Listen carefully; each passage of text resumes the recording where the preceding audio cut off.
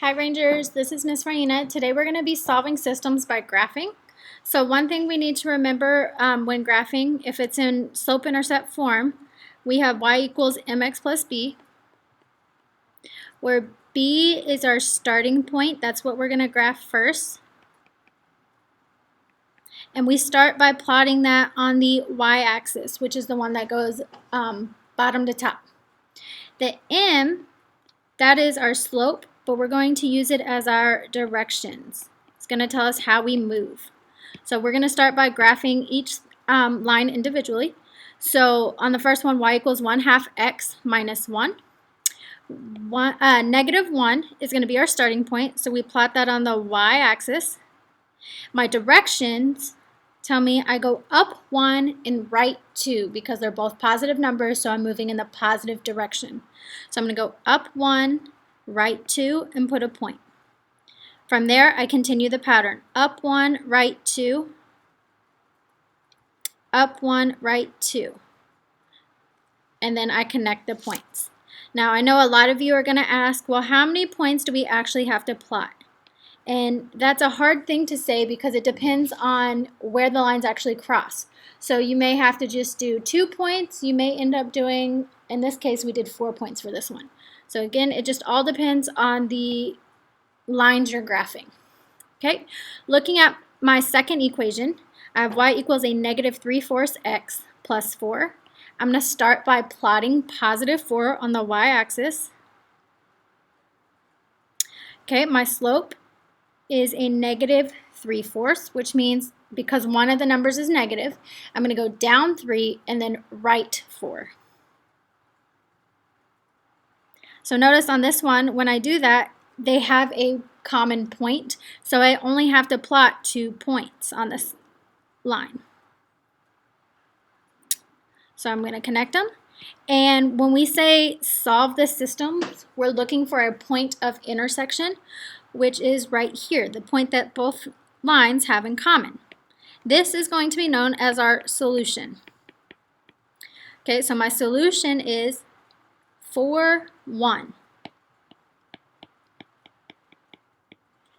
So I write it as a point, 4, 1, and that's it. Okay, looking at the next one, it says solve this system. So again, I'm going to start by graphing each line. So my y-intercept is 1, so I plot 1 on the y-axis, positive 1. My slope is 2, which is really 2 over 1, which tells me I go up 2, right 1. And I'm going to continue this pattern, up 2, right 1. And I'm going to connect the dots.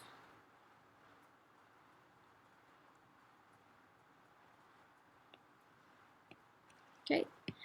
Looking at the second line, my y-intercept is negative 3. My slope happens to be 2 over 1 again, so I'm going to go up 2, right 1, up 2, right 1, up 2, right 1, and I'm going to connect the dots. So what do we notice about these lines? Okay, let's answer some questions about them. So, what do you notice about the slopes? Well, the slopes are the same.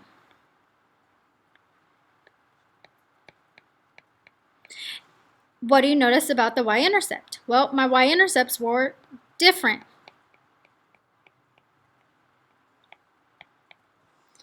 Okay, so what can we use to describe these? Well, what kind of lines are these? 2 lines that never intersect, and they have the same slope. These are parallel lines. And so if parallel lines never intersect, there is no solution to this system. And that would be our final answer for this one. Okay. Looking at the next one. Okay, I'm going to start by graphing each line individually. So my y-intercept is 6. Again, I plot that on my y-axis. And my slope is a negative 1/3. So I'm going to go down 1, right 3. Down 1, right 3.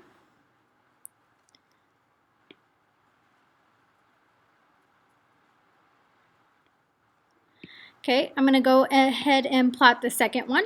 So my y-intercept on this one is -4. So I plot a point on the y-axis at -4. My slope is 3 over 1. So I'm going to go up 3 over 1. So notice if I just do those 2 points, I can't see where they intersect. So I'm going to keep adding more points.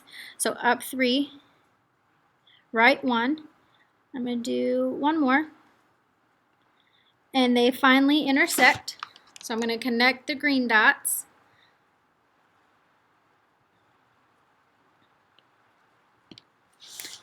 Okay. So again, we're looking for the point of intersection, which is this one right here, and that is going to be our solution. So now we just have to label that point. So it looks like we go over 1, 2, 3, up 1, 2, 3, 4, 5. So our solution as a point is 3, 5. Remember, the x values go first, the y values go second. Okay, now let's answer some questions about this. What do you notice about the slopes? Well, one is positive and one's negative, so they're opposite signs. And one is the reciprocal of the other. That means we just flip the fraction. So they have opposite signs.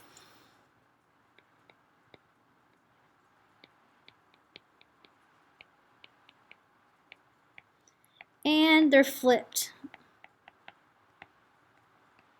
So what word describes those as lines? They are not parallel, but perpendicular.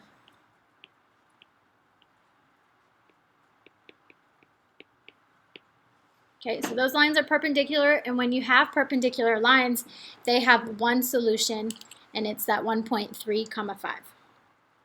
Okay, looking at the next one. Okay, we're going to solve the systems. So again, I'm going to start by graphing. So -2 is my y-intercept, so I plot that on the y-axis. My slope is a -1/4, which means I go down 1, right 4. Okay, and then if I try to go down 1 and right 4 again, I run out of space. So I'm going to go up 1 and left 4 to get a third point, just to be extra cautious. And I may not even need that third point, but it makes me feel better. Okay. And when I take a look at the second equation, I notice it's no longer in slope-intercept form because it has parentheses. Remember, this is the point-slope form that we talked about before the break. Okay, remember the formula for point-slope form has negative signs. So that means if it shows a negative or x minus something, that means we plugged in a positive number. Versus if it changes to a plus sign, that means we plugged in a negative number because 2 negatives make a positive. So when we do this, we need to know the, let's start by knowing the slope. Okay, the slope is the number that's in front of the parentheses, which is 1/3. So our directions tell us we're going to go up 1, right 3. Then we need to be able to identify the point from the equation. Okay, well, we need our x value first. So right now it's x minus 4, which means we just plugged in a positive 4. Again, because the formula called for it to already have a negative sign. Okay, when I'm looking at the y value, I noticed it changed to plus 3, which means we plugged in a -3, and that would be my point. So I'm going to start by plotting the point that's given to me, 4, -3. And then my slope is my directions, which means I go up 1 over 3, so I would go to the right 3, and I don't have any space. So I'm going to go down 1 and left 3 and put a point. And then I'm just going to connect the dots because they already intersected, like that. So they do intersect at one point right here. That is our solution. And we just have to be able to write it as a point. So my solution was 4, -3.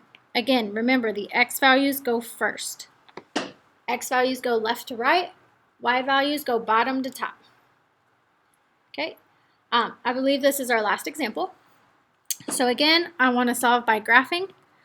Looking at this first one, I notice I have an x equals a number, which means that I need to remember HOI VUX. HOI stands for horizontal line, 0 slope, y equals a number. Well, it's not y equals a number, so I don't want that one. VUX stands for vertical line, undefined slope, x equals a number, which means that's the one I want because my equation is x equals -2. So I'm going to have a vertical line that goes through -2 on the x-axis. So here's the x-axis, and I'm going to have a vertical line that goes through -2 like that. Okay, my second equation, again, is in that point slope form. So I want to know the slope in the point. Okay, so my slope is the number in front of the parentheses, which is 1/2.